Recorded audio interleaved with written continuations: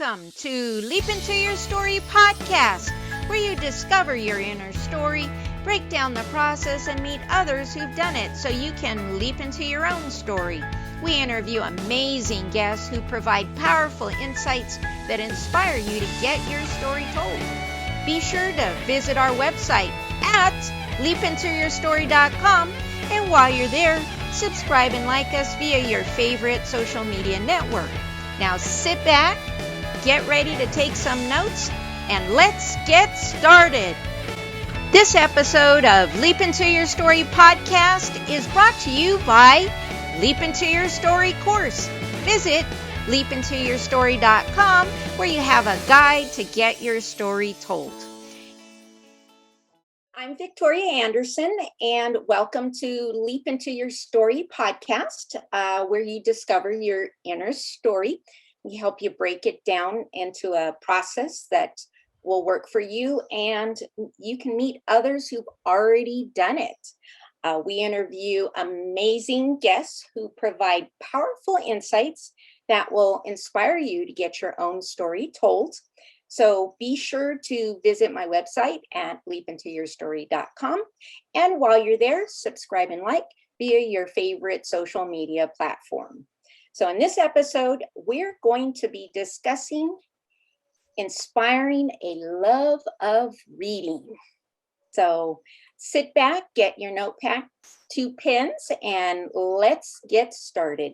So my guest today is Chris Eboch. I hope I pronounced that correctly. Awesome. Author of over 60 books for young people. So she'll be sharing the qualities needed to be a great children's book writer. And we are very, very interested in knowing more about that because I think that's a great genre. And I think a lot of possibilities. And certainly we want to inspire young minds to even write their own books, even early on. So, Chris, why don't you go ahead and tell us a little bit about your journey? Okay. When I was growing up, I was a big reader, but I never really considered being a writer. I think that it was just not something that I realized people did. Even though I was reading all of these books, which obviously had been written by someone, I didn't make that connection to people who were alive today were actually doing the work of making these books. And we didn't ever have like an author visit to our schools or anything like that. So I decided I wanted to study photography just because that was, something I was interested in. So I went to art school and realized I did not want to be a photographer. But the positive side was that I learned a lot about creativity. So how to tell a story through art, how to think creatively, and especially how to critique, because the teachers were always big on you can't just say that you like or don't like something. You have to explain what you think is working or not and why. So that was actually a really good background in writing. And then eventually when I started doing critiques for other people and teaching writing, being able to explain why something was working or not, maybe offer suggestions to how to make it better. And also to understand when a critique would be encouraging and leave the person wanting to go back and work more versus when a critique could be sort of soul crushing and make you want to never make art again. All of those, understanding all of that was very helpful. I also started writing for the school paper, and that got me interested in journalism. So after a couple of years, I went back to college and studied professional writing and publishing, where I took classes in nonfiction, fiction, magazine publishing, book publishing, and even a class in picture books for young children. And at that time, I was thinking more of writing for magazines, maybe travel, longer pieces. But when I was looking for work in New York with magazines as an assistant editor, I started writing a novel as something fun to do in between writing resumes and having interviews and all that stuff. So, and that actually turned out to be The Well of Sacrifice, which was my first published novel. And I set it in Mayan, Guatemala, because I'd spent a summer traveling through Mexico, Guatemala, and Belize with a friend and just really fell in love with that culture. And I had loved stories like Julie of the Wolves and Island of the Blue Dolphins when I was in middle school. So I wanted to create that kind of adventure story that took the reader to this other place. And it sold, which I did not realize at the time was so astonishing to sell a first novel. So it gave me a little bit of an unrealistic idea of what it takes to sell a novel. But I decided that maybe I wasn't as interested in the 8 to 5 working for a magazine job. So I quit to be a freelance writer, which actually meant I did a lot of temp office work for several years, Sure. writing in my free time. But eventually I wound up doing a lot of educational publishing, working for companies where they say, we want a book on geology, Hmm. and it's got to be this long and has this many chapters and it has these sidebars. And so I've written everything from historical topics, Oh, wow. um, a lot of science books. I never even took science in college. I never took chemistry or physics in high school, but that actually has worked really well because if I can understand it, I can explain it to a fourth grader and they can understand it. Wow. And even Wow. things like a series of 4 cookbooks, um, Nice. and some fiction as well. Sometimes most work for hire tends to be nonfiction, but like this was a series of 3 books set in other countries that introduced young readers to those countries, but through a fictional story. So I was doing a lot of that kind of work. I wrote another 7 or 8 novels that didn't sell before finally selling another series, the Haunted series, about kids who travel with a ghost hunter TV show, which came out of 3 books.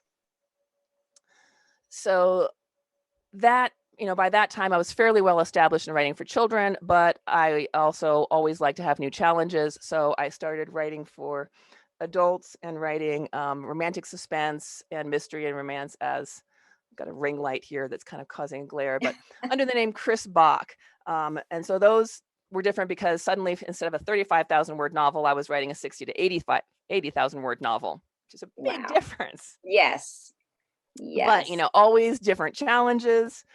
So I've started writing a series of sweet romance novels set around a cat cafe, and so that's been really fun because I get to look at cat videos and call it work. It's research. Nice.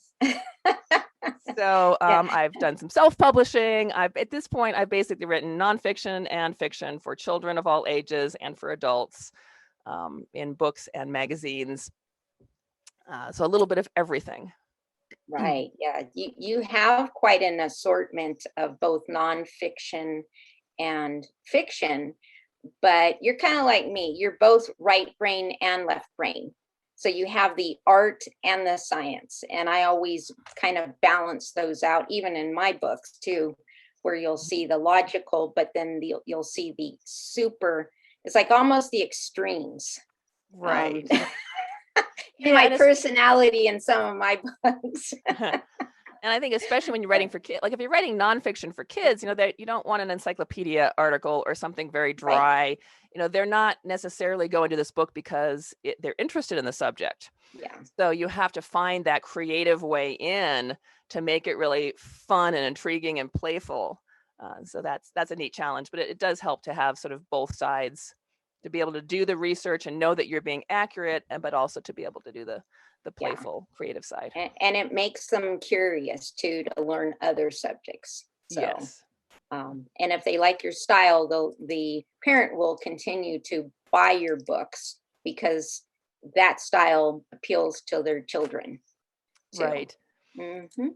And sometimes you might get a letter from a child, and I've heard a lot of authors or other writers say that there's a book that is the book that got a kid to be a reader. Hmm. And I don't remember mine because I loved reading from such a young age. But for some kids, it may not be till 4th or 5th grade that they actually even finish a book by choice. Hmm. So that's a really powerful thing that you can do. And it can be nonfiction because a lot of kids are more interested. Boys, especially, I don't want to do too much of a sort of break down the genders as if there's always a rule, but a lot of boys are more interested in sort of the nonfiction collecting facts. Hmm. Um, Kids on the autism spectrum tend to be more interested in nonfiction and maybe struggle a little bit more with understanding sort of story, character and thematic things. So any book might be the book that gets a kid to be a reader for the first time. Yes. Well, I'm going to take a moment and pause, and let's think about that before we go on to the next. All right. Well, Chris, thank you so much for that. Now, let's talk about what got you interested in children's novels and writing for young adults. Some of it was being such a reader as I grew up, and my family moved right before 6th grade and again right before 8th grade. And I was kind of a shy child, so didn't make friends very quickly. And especially moving at the beginning of summer when you're not meeting kids through school, um, I spent a lot of time at the library. And so there's kind of a saying in children's literature and children's writers that you write for the age that was most formative for you. And for some, that's, age 5, and for some, it's 17. And so I think for me, it was kind of that middle grade where we moved from Saudi Arabia when I was in grade school to Wow. Colorado for 2 years and then to Alaska. And so really starting over with different schools and even a little bit different culture. And reading was a bit of a refuge. Hmm. And then That's the other thing was a little more practical is that when I was looking for magazine work and thinking about writing a novel, it just seemed more doable to write a 200-page or 150-page middle grade novel than a 300-page adult novel. It was just less intimidating. So, um, Yeah. so that's kind of what got me into it. And then it just felt like that worked. I think my natural voice is fairly straightforward, not real fancy.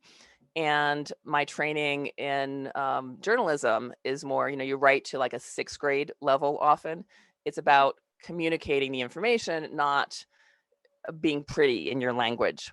So, and that, that can work for writing adult genre fiction as well, mysteries and romance and so forth. But I was never drawn to writing more sort of literary adult novels where it's about the language and the poetry and the complex ideas. I was more interested in telling a fun story in a fairly straightforward, easy to access way. And so that works really well in writing for children. Wonderful. That is great. So tell us a little about, you know, s- the structure. There's some authors that have everything planned out, and there's others, well, you know what? I'm going to just go on the journey Hmm. with my characters. So where are you on this spectrum? Well, as we kind of said, the left brain, right brain, I like to be organized. It took a while to sort of understand how to do that. So with The Well of Sacrifice, the first novel I wrote, I sort of sketched out this outline, but I started my first idea for that book was of this Mayan girl being thrown into the sacrificial well that the Maya use for rituals and surviving. Hmm. Because that happened not often, but rarely. And then that person would be seen as like a messenger from the gods. So I started with that, and I thought that was going to be early in the story. And then as I started writing, I thought, oh, but you need to know about this, and you need to know how they got here, and you need to know how this happened. And it wound up that that scene was near the climax. So I tried to outline, but I didn't really, know enough about story structure at that point to do a good job of it. So over time, I've gotten better at outlining, and then sometimes it's required, like with the haunted series about kids traveling with a ghost hunter TV show. It was a 3-book deal, and they wanted an outline for the next books, and that meant I had to come up with something that I could share with an editor that made it look like the story was going to work. And Right. now I'm writing a mystery series for adults that a publisher is bringing out next year. And same kind of thing. They bought the first book, but then they wanted an outline for the second book. And now we're talking about books 3 and 4. So I had to write a synopsis, not a numbered outline, but a synopsis that sort of shows how the story starts, some of the twists and turns, and how it ends. And I feel like it's really helpful actually because it saves me probably at least 2 drafts by doing the work of figuring out the plot in advance. especially for those plot heavy books that are like adventure or mystery or romantic suspense. When I'm writing my Cat Cafe sweet romances for adults, they're much more character driven. So I might just start with, I know who the two main characters are. I know why they're a good fit, but what's keeping them apart, what they think they need or want, and what they really need or want. And then I might have a few ideas for some things that are happening in the story that might be like kitten rescue, or one of them has these two characters going on a rescue mission to a house where the owner has died and left a bunch of cats who are abandoned. So they have to go out there and get them. And there's a snowstorm and they're trapped overnight and they don't like each other very much when they get, when they start. So, it's just kind of, you think of a few fun aspects like that of what could happen with this basic premise, but it's not necessarily a detailed outline. Gotcha. And I know some writers really feel like they have to start writing in order to get to know their characters and figure out where the story is going. And that's fine. I don't think that there are any rules that work for everybody. But even for those writers, I often recommend that after they finished a draft, or maybe even a second draft, you go back and outline the story, and kind of look at it chapter by chapter, and make a sentence or two about what's happening. Because that way you can analyze the story more easily. It's hard to keep a big story in mind and see the whole thing. But if you have an outline that's maybe 2 to 5 pages, you can start analyzing it and saying, oh, I've got a plot hole here, or this chapter does this thing, but so do these other chapters. I could probably cut some of those. Or I introduced a subplot and then I forgot about it. Yeah. Or I thought this character was going to be important and they weren't. So an outline is a great way to sort of, simplify all of that and put it in a smaller format so that you can see it and analyze it and make notes about what to do on your revision. This is great advice, because even though I know it, just hearing it again and just having that reminder, but I was like, yep, subplot, I'll start off and go, oh, duh, I forgot. Right. And you have to go in there and revise. I always joke, I think I'm really not an author. I'm just a continuous editor. Because you have to go back, make sure your continuity is all good. Mm-hmm. But one of the problems can be then, if you always just sort of start at the beginning and start editing, sometimes you may lose steam.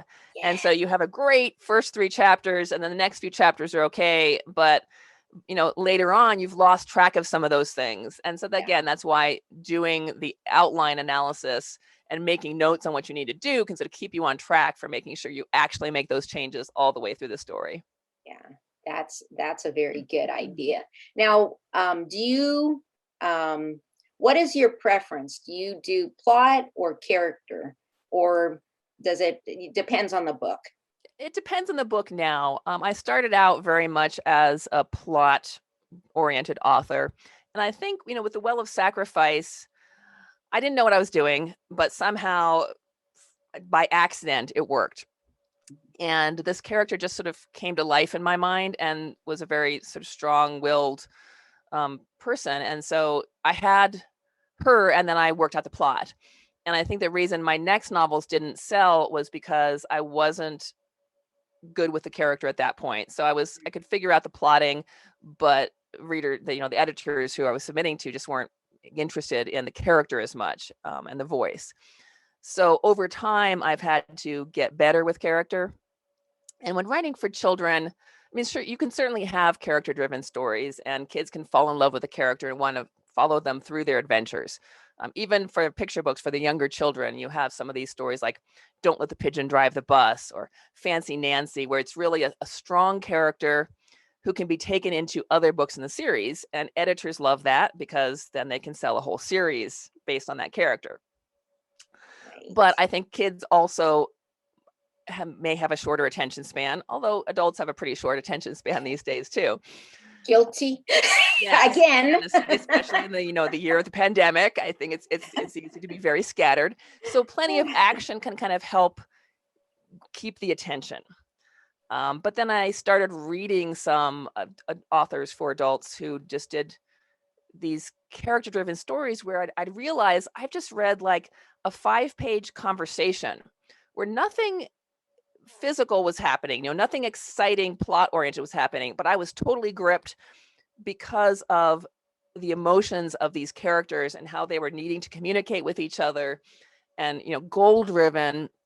So even with character driven stories, the characters have goals and they have things they're trying to achieve. And so it doesn't have to be an argument necessarily, but a conversation can have two characters who want different things or want the same thing but aren't communicating it well. And so you still have that tension in character. And once I realized that, I became more interested in writing character driven stories because it's just another type of plotting, I think. Okay. Yeah. And I think it's kind of interesting, I don't know, as an author, where you get to see them grow and develop, and, Hmm. it's almost like an altered you. Right. So, and do you have, are any of your characters a part of you? Like you could say, yeah, this is a whole lot of me. Because, ourselves is probably the best we know anybody, and you're going to see that in all the characters and people we've encountered. But is there any one of your books it's like totally you? I mean, all of them probably have a little bit of me. Hmm. It's an interesting question because I have my mystery series that's coming out next year. The main character is a war correspondent, which I have never been and would not want to be. Right. But she is, before the story begins, she has been injured in a bombing, and so her leg is damaged, and she has to walk with a cane. She's turning 50, and so she moves back home to Arizona, where her parents live, and moves back into the house she grew up in with her father. And her mother has recently gone into an Alzheimer's unit, Mm. which is not true of my mother. But it's this character who's turning 50 and her body is letting her down for the first time in her very active life. And she has aging parents and she's trying to sort of connect with them in new ways. And she's worried about her future. And so there are a lot of things that came out of me facing 50 and drawing on that. And then it's a first person voice, and she's kind of snarky. I didn't actually think that I was writing a humorous novel, but both my agent and my editor were like, "Oh, I laughed so much." I was like, "Okay, it's just it's not slapstick humor. It's more observational." The way she sees the world, Mm. which I guess is the way I see the world, and I don't necessarily think of myself as a very funny person, but it comes through in these observations that that quirkiness. So she's probably the most like me.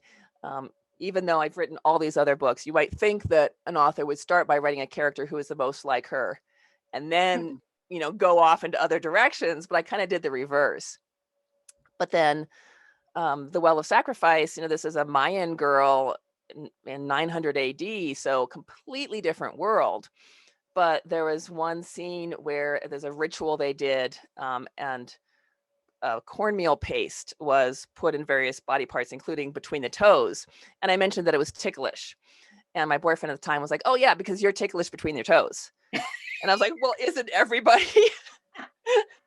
I didn't realize that was an unusual thing. So sometimes these things might creep into your stories just because that's how you see the world. That's your experience. And you don't realize that it's not true for everybody. Right. Yeah, that's something that, I don't know, because we all live through our own experiences, our filters, and everything, and that's always the big risk, I guess. Sometimes you not sure who's going to connect. Yeah, it's that's always a surprise with mine. I write a lot. I do a lot of memoirs, Mhm. so I have like the series. So Touch, Trial by Fire, and Mastering the Paradox is just the first series, and I'm coming out with the next one. But it always surprises me because I have had a lot of paranormal activity. Nobody's oohing and ah over that. They're always going, I could totally relate to all the the personal dramas, Mhm. the boss who picks on you, the boyfriend who cheated on you, Right. the family drama. I mean, and I'm like, yes, but I predicted, the crash of TWA in full detail. I could nobody's caring about that at all. So, Right. Yeah, and we can accept that kind of thing. In books, we can accept vampires or werewolves or ghosts or yeah, aliens or whatever, yeah, because it's a story. Whether you believe in that stuff in your normal life or not, you can just sort of make that leap.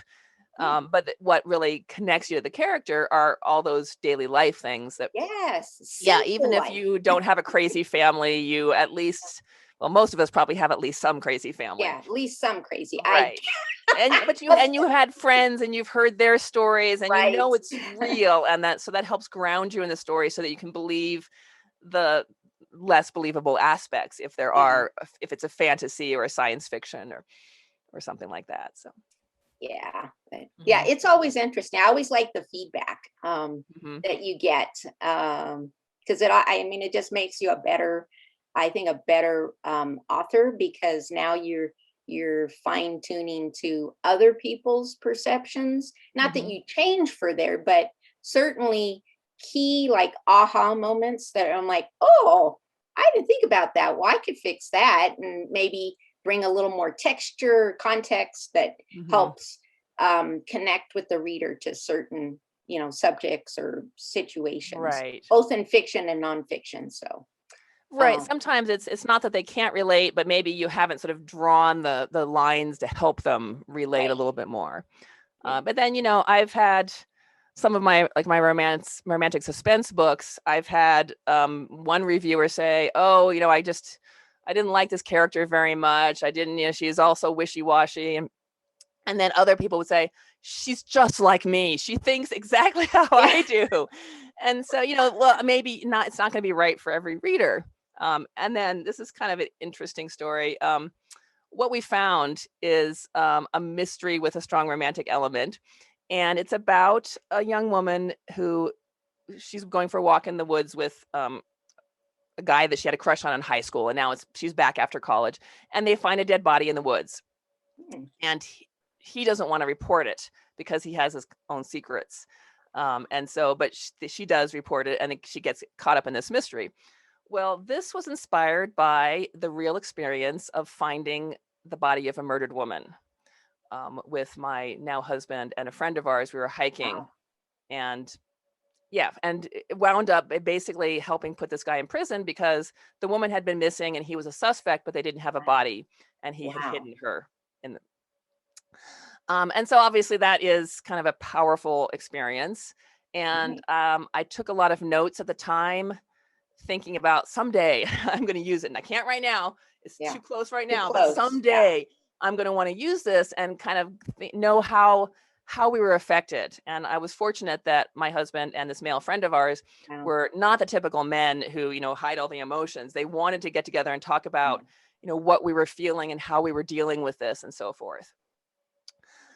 And then took about 2 years before I felt ready to write it. And one of the things that came out initially is the friend knew somebody who was in pretty high up in government law enforcement, and he said a lot of times people find a murder victim and they don't report it. Wow. And the first thought is like, why wouldn't you? Oh, well, maybe they were involved in some kind of criminal activity at the time. Maybe it was a teenager who cut school and just doesn't want to, admit that they were there. Maybe it's an illegal immigrant who does, there's a lot of reasons people might not want to call Wow. attention to themselves. Maybe they're afraid that whoever committed the crime would come after them. And so it got me thinking about all those things. And that's what kind of led to this story. But after it was published, one of the reviews I got was, "I can't believe that anybody would not report a murder victim. It's so unbelievable." It's like that was the one most true thing about this, was that people do not Yeah. always report that kind of thing. So, Yeah. That's interesting. yeah, Yeah. and you can't control people's reaction, but sometimes the thing that they don't believe is the thing that's true. And the stuff that they find easy to believe is the stuff that you made up. So, Go figure. mhm. Wow, that is very interesting. Well, let's talk about maybe writing for educational publishers. Okay. So, I don't think that's a subject that's often talked about. So, tell us all a little bit about that. There are a lot of publishers who write books that are targeted. Trade books are what we usually see like in the bookstores Hmm. and the public library and so forth. Educational books are often targeted more at schools, school libraries, classroom use, and so forth. And so these publishers that specialize in that, they figure out what kids are learning at different ages, what's available. Oh, maybe it's time to update this World War II series because the books that are out there are, a little bit older and maybe don't show the diversity of experience. Okay. These days, there's a lot more interest in really making sure that the stories are told not just of sort of the mainstream white people. So I did get hired to write a couple of books that were life during World War I and life during World War II, daily life kind of things. But making sure to say what was it like for African Americans, what was it like for immigrants, what was it like for women, and Asians because of some of the racism that came out of at that time. Right. And so there can be rooms for these topics where because there's a new angle that we're seeing on it, or perhaps there's careers books and different kinds of science books that Okay. are replacing some of the more textbook type styles and in a more Sure. engaging kind of thing. So the Okay. publisher will say, we think that we want to do a series, and maybe it'll be 8 to 10 books on World War II, or cultures of the world, or whatever it is, and they'll hire authors to do those books. Okay. So to get into that kind of work, you have to first of all find those publishers, and then send usually a query letter with a writing sample and a resume if you have any of that background. Okay. And it can take sometimes a couple of years before you might hear back from one, because they may keep it on file, and then when they need a new writer, or they say, oh, this is a good sort of fit with that person, they'll call you. And so one way to get into that kind of work is if you have area expertise. If you are a scientist or have a history background or something like that, they may give you a chance, even if you don't have the writing, the children's writing experience. Or teachers that can be a good area for them. But then once you're into it, if you are willing to write on any subject, that's a big help. So I've done all these science and history, and it's like I've done 2 books on mechanical engineering. And the first one is like, I'm not even sure what exactly mechanical engineering is, but I trust that I can do the research and I can figure it out and I can explain it to kids. The other important skill is to being able to write to a specific grade level, because they will usually tell you we need it to be, there's a couple of different systems, but it'll be like an ATOS 8.0 to 9.0, which is 8th grade, basically. And the point is like what month of that grade. So you have to come in there. Or it is, they want it at a 4th grade level, and that doesn't mean that 6th grade level is okay. So you have to be able to write it to the appropriate grade level. And if you're doing particularly history and science topics, because they have um, language that is specific to that topic, that can make it hard to write at a younger grade level. Dates are hard, country names and so forth. It's, it's hard to get like a 3rd grade level if you're doing that kind of thing. It's possible, but challenging. If for some reason they particularly want it at a 10th grade level, that can actually be hard if you like to write sort of nice, clean stories, because 10th grade is fairly advanced. It's not how we speak. It's not how the daily paper is written. So unless you have a lot of that terminology, you might have to go for longer, more complex sentences in order to bump the grade level up. Hmm. I was going to ask you about that. What identifies the grade levels? Because, you have is it the sentence structure? Is the word choice? What distinguishes all those levels? It is a combination, and that's why there's like a website so that you can sort of run your writing through to check what it is. Okay. because it's longer sentences are going to be a higher grade level. So if you want to go for your lower grade level, shorter sentences are better, not compound sentences and dependent clauses and so forth. Okay. Shorter paragraphs also help, and then vocabulary as well. And I have a guide that's one of the publishers gave me that's vocabulary level for different grades. And so you can look up a specific word and see what grade level it is. And so sometimes that helps if you're like, well, which of these two words is at a lower grade level? And you can, can I use this one instead? But sometimes it takes a lot of practice to try to figure it out. So you might write something and it's like, I've also done test passages. So the schools do, those standardized testings Okay. that I'm not really in favor of them, but somebody has to write the articles and the stories that the kids are being tested on and the questions as well. And you can get paid for writing those articles and stories and for writing the questions. And it can be a very narrow grade level. And so you might write it and then test it and like, nope, it's too high. Write it, rewrite it, test it. Oh, now it's too low. And then you have to kind of fiddle with that language to get it right where they want it. And for fiction, it can be hard to get it high enough because, dialogue, if you're writing good dialogue, it tends to be, shorter, you don't have huge paragraphs. And those short sentences and short paragraphs will lower the grade level. So all of these things have to be considered and practiced in order to get an appropriate grade level for whatever it is that they're targeting. Okay. Very interesting. Yeah, I haven't heard too many authors talk about that. I don't think that's well explored, maybe because there's a certain criteria that you have to, watch with word choice, sentence structure, paragraph length. But certainly well worth it to explore if there's an area to do so. Yes. I And, bet you there's it's, a need. Do you know of because I'll be honest, I haven't heard of too many authors who've explored that area for writing. you don't particularly need to if you're writing for adults. Mhm. It's maybe more of a style issue. Writing for kids, I think partly that they tend to be drawn toward writing for the age that suits them. So if you like a little more flowery language and longer sentences and so forth, you might write young adult and then you can have a higher grade level. If you're writing for middle grade, you might do that shorter kind of instinctively, because ideally you read a lot in whatever genre you're writing. Yeah. And if you're writing for middle grade, it's not like the publisher is going to say it must be exactly this grade level. It can be more of anywhere from third through sixth grade, maybe even seventh. So it's really the educational publishing that it gets to be more of an issue, or writing early reader chapter books. So these are for the first through third grade when kids are learning to read. And the publishers who do those definitely have a lot of strict guidelines. And for those, it can even be, depending on the publisher, it might be for, a level 1, sentences are no more than 5 words long, and this many words per book. And so as you get a little a higher grade level, because they're sort of stepping through the reading to help the kids learn, it's like now we can have compound sentences, but still no more than 12 words long. So it can be very strict guidelines, but most people don't.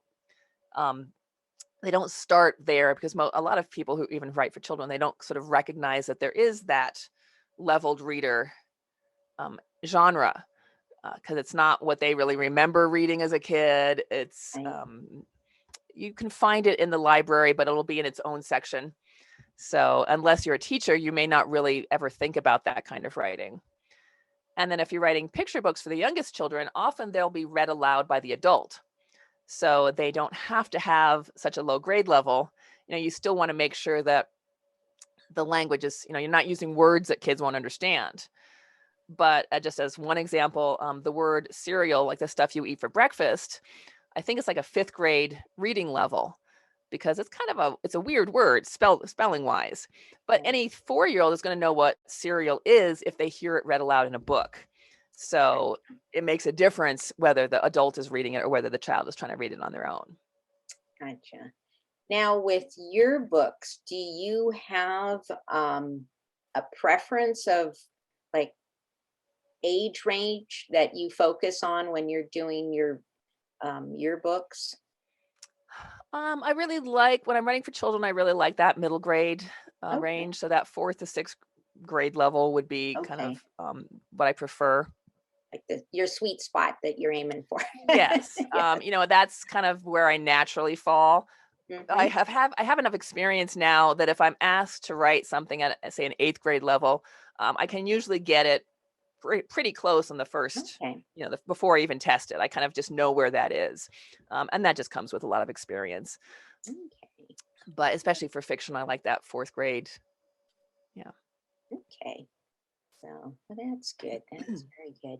Well, um, let's talk about what are some of the key advice for other writers who, might want to explore this particular niche? What are some of the key takeaways that, maybe three key things that you would recommend that they can work on, focus on?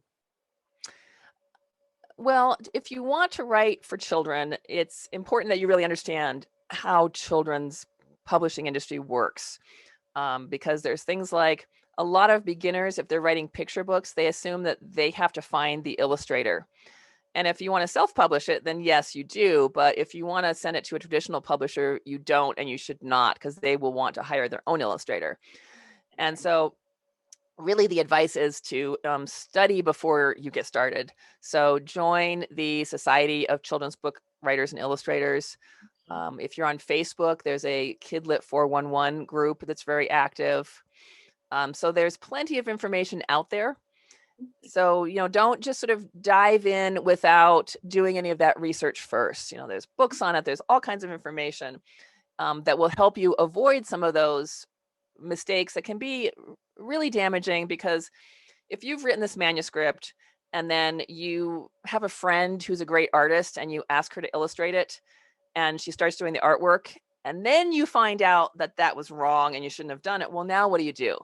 Are you going Mm, to go to your friend and say, I'm sorry you've done all this work, but I can't submit with your illustrations?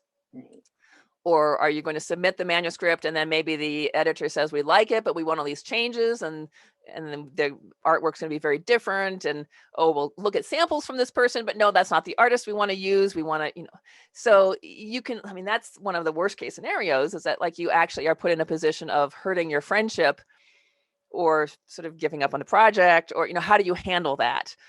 right. So do the research first. You'll save yourself some of that kind of awkwardness. You won't be submitting work to agents it's just the wrong length for what you say it is, or you're using the wrong terminology. um, in writing for children, chapter book often refers to one of those early readers, that the leveled readers for like the first through third grade. But in teaching, a chapter book tends to be any book with chapters. So, kids now, they're reading a chapter book because it has chapters. And so people who are writing what we in publishing would call a middle grade novel call it a chapter book. And it's just wrong when you're in publishing. So, you need to kind of learn that the terminology and the guidelines and what's an appropriate length for different ages, um, and just to know what it is you're actually trying to write. Right. And so the resources are out there. There's plenty of them, but look at them first. So that's the one piece of advice, is just to, you know, study a little bit before you dive in too much. Right. The second would be to have a lot of fun with it. We can't control the outcome. You can do, like, I have published almost every genre for all ages, except picture books. Now, I've written some picture books, and I think they're pretty good. And I've had, published authors who think they're pretty good, but I can't sell them. So I'm not giving up. I still have these manuscripts, and when I find an appropriate publisher, I send it out. Or if I learn something new, maybe I go back and I make some changes. I think they're getting better and better, but I cannot make someone buy my book. I could self-publish it if I wanted to go in that direction, but then I would just have another issue of, getting the customers to buy my book, and that's its own problem. Yeah. So, you can say, I'm going to learn, I'm going to write, I'm going to send out this many query letters, but you can't say, I am going to get an agent or I'm going to get a book deal, because you do not have that control. So, goals are great, but try to make them ones that are about what you can do, not what depends on other people. And it can be a long journey, so you might as well have fun along the way. Right. Right. Mhm. That sounds like some good advice. Mhm. And just since you bring it up versus publisher versus self-publishing, is there a preference, or maybe like in the case of the friend with the illustration, maybe you want to try this self-publishing versus have you found do they both work for you? Is there one that works better for you that with the publisher, they do a little more of the legwork, but Mhm. with the self-publishing, it's, you have more control over your start to finish projects. Right. They both can work if you like to have the control and you're willing to do all that work and learn about everything from, book design to marketing, or hire people, which can cost a lot of money. Then Yeah. self-publishing can be successful. It works better for adult genre fiction where you're selling ebooks that you can price lower. Children's books, it's hard to self-publish children's books successfully. There are Okay. some people who've done it, but it can be more expensive, especially if you're doing picture books that require those Yeah. illustrations. And it's not enough to know somebody who's a good artist. They have to be a good picture book illustrator, and they have to know how to get the right kind of files that will, the digital files that will turn out right. So Okay. there's other things that go into it, and then there's book design aspects and all of that stuff. It is easier these days because you don't necessarily have to do a print run and get 10,000 books, which are sitting in your garage. You can do print on demand, Mm. but it is hard to market directly. Um, Children's books do still sell better in paper, which means, you can self-publish paper books as well as ebooks, but your paper books are going to cost more. And Right. so, and you're not really being able to target teachers or librarians. It's very hard to sort of get reviewed in the review publications that go to them. I do have some, like my self-published book that's set in ancient Egypt. Um, I published this. I had hoped to sell it traditionally. Mm. And what I was hearing at the time was, oh, we already have an Egypt book. Yeah. And it's like, yes, but your Egypt book was published in the 1970s and it's really slow. Besides which, have you ever heard of cross promoting? People can Yeah. buy more than one Egypt book. And then teachers were telling me, oh, I wish you get that published. I want to use it in the classroom. Oh, And so I eventually decided that self-publishing was a reasonable choice. And I did some marketing where I partnered with some other historical fiction writers, and we went through the National Council of Social Studies websites for every state, and we got all the emails we could, and then sent out small batches, offering a free electronic review copy and information on the book. And I think also because of the Well of Sacrifice was already being used in schools, and some teachers knew me through that, I've done okay with this. Not great, but I have made some thousands of dollars. So that's something though where it's a fairly small niche. There are not a lot of middle grade novels set in ancient Egypt. right. So if somebody is looking for one, they're more likely to find mine versus if it's just a contemporary humor or even a fantasy or science fiction story. How are readers going to find you? Right. How are you going to find them? Is really the big question. So, some people have done it well. A lot of people who have self-published have, just it doesn't really do anything. Your books don't sell very much. And so if Right. that's not important to you, if it's really that you want to write the work, you want to get it out there, you don't want to deal with the process of querying agents and publishers, and it can take years and things can go wrong, and your Yes. publisher gets bought out by a different publisher, or your editor leaves, and you know anybody who's done traditional publishing has one of those horror stories of Yeah. something that seemed good and then went bad. Right. So yeah, you avoid that. You have the control, but it doesn't mean that it's going to be a wild success with any Right. ease. So Right. Well, that's why it's important to have fun, yes.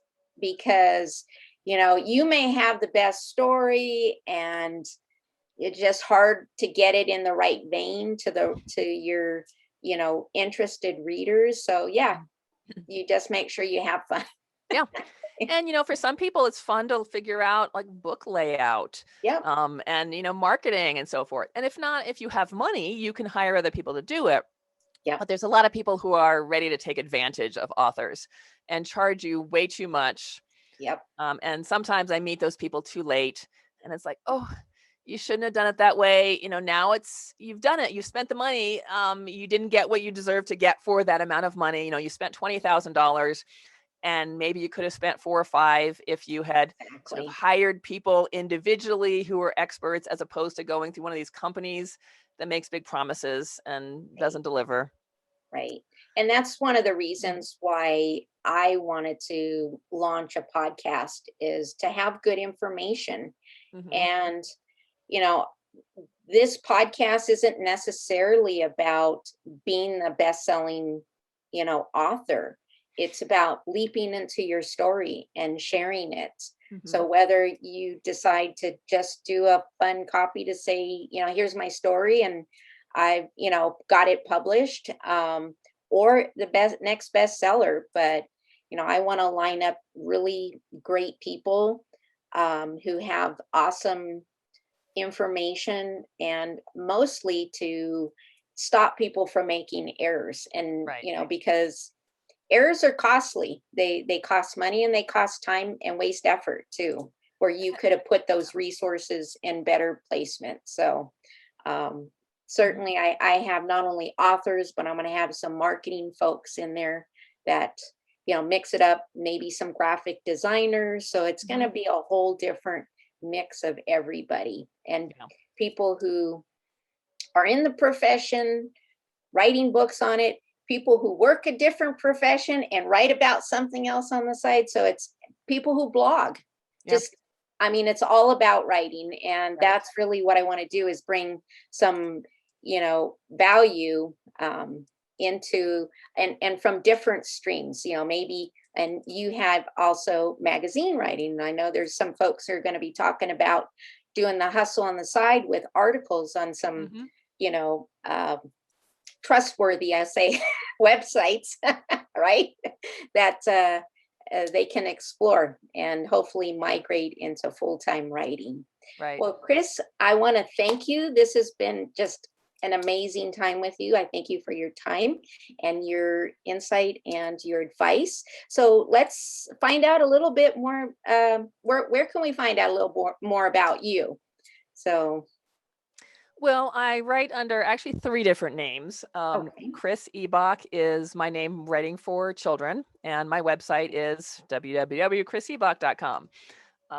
I also write for a lot of the work for hire. I write under Eboch, and that's Okay. purely a practical thing because if I don't get royalties on it, I don't want it on like my main Amazon page with my most recent books. So by using a different name, it kind of keeps my royalty books on that first page. For adults, the name's a little different, Chris Bach, and I have a different website that's www.chrisbach.com. And then, of course, I'm on Amazon under both of those names. And I'm mostly for social media. I mostly do Chris Bach for like Pinterest and Instagram and Twitter because I'm more in the adult genre there. But let's see, where else would you want to find me? I think that's probably it. Website, Amazon, BookBub. Okay. Um, I'm most places under one or the other name, or sometimes both. Nice. Well, great. And Well, I also do offer critiques for writers of any genre, but I do mostly children's books critiques, and there's information about that on my Chris Ebach website on the For Writers page.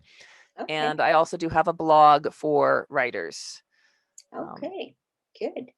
yeah. Well, that's awesome. Well, again, I can't thank you enough. This has Mhm. been fantastic. It's been a pleasure to uh, converse with you today and get some really good information for listeners. So, thank you for tuning into Leap Into Your Story show, where you discover your inner story. And we help you work through the process and meet others who've already done it. So, certainly, I want to be sure to have you visit Chris's site and also leapintoyourstory.com, where you can find other great shows like this. And we look forward to having you tune in again to Leap Into Your Story show. So y'all have a good day. And thank you, Chris. Great It's been a talking to you, pleasure. Victoria. Thank you for tuning into the Leap Into Your Story podcast, where you discover your inner story, break down the process, and meet others who've done it so you can leap into your own story. Remember to visit our website at leapintoyourstory.com and enjoy even more great episodes like this one. Again, while you're there, subscribe and like to us via your favorite social media network. We're looking forward to seeing you next time on the Leap Into Your Story podcast.